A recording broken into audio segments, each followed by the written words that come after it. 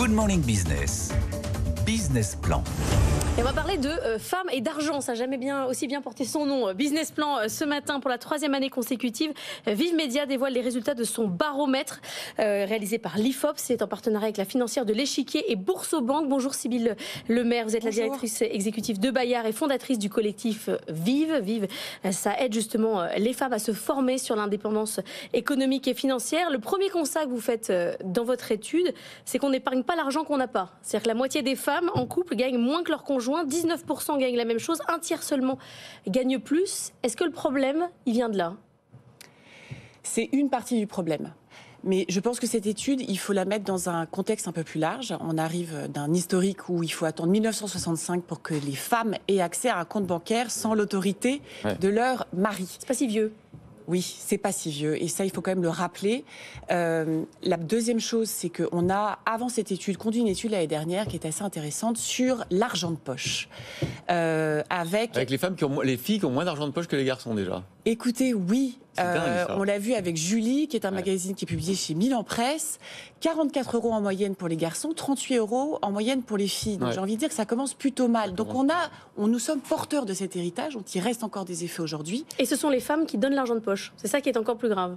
Alors, les femmes ou les hommes, mais effectivement, dès la jeune enfance, les enfants reçoivent, les filles reçoivent moins que les garçons.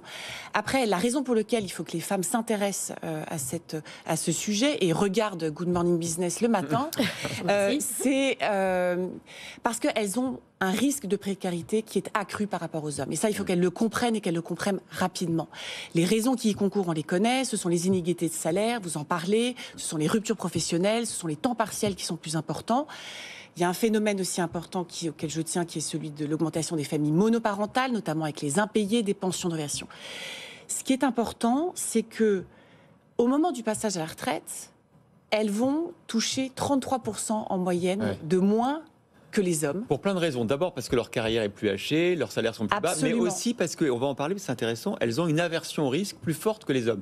Ce qu'on cherche à comprendre ici sur ce plateau, notamment depuis hier, c'est pourquoi est-ce qu'elles n'aiment pas le risque. On sait qu'ici, sur ce plateau, on est bien placé pour le savoir, que risque égale rémunération, et donc plus vous prenez de risques, plus vous avez des chances de vous enrichir, mais effectivement, il faut ne pas avoir peur de cette partie d'inconnu et d'échec. Pourquoi est-ce que, selon vous, est-ce que c'est très français? Est-ce que c'est européen? Est-ce qu'on a un rapport à l'argent qui est toujours un peu tabou en France et qui pèse plus particulièrement sur les femmes? Je pense que vous avez prononcé le mot, je pense que c'est un tabou. Donc on essaye aujourd'hui, avec nos moyens, en tout cas chez Vive Média, de mettre ce sujet au goût du jour. Je dirais 3 mots. Je pense qu'il y a une question de connaissance, il y a une question de confiance, et puis il y a cette fameuse notion de répartition. Très rapidement, la connaissance, c'est qu'effectivement, il y a un besoin d'éducation économique et financière. On pourrait envisager les lieux tout à l'heure, qui, à mon avis, est sous-investi. Les femmes expriment cette volonté de formation. Comment y répondons-nous? C'est la question qu'on doit se poser. À l'école notamment. À l'école notamment, je pense que effectivement cette notion d'argent pourrait être envisagée dès l'école. Et comment former les citoyens, les citoyennes de demain capables de gérer un budget ou de négocier un salaire si on estime que l'argent reste quelque chose d'inapproprié? On nous pose collectivement la question.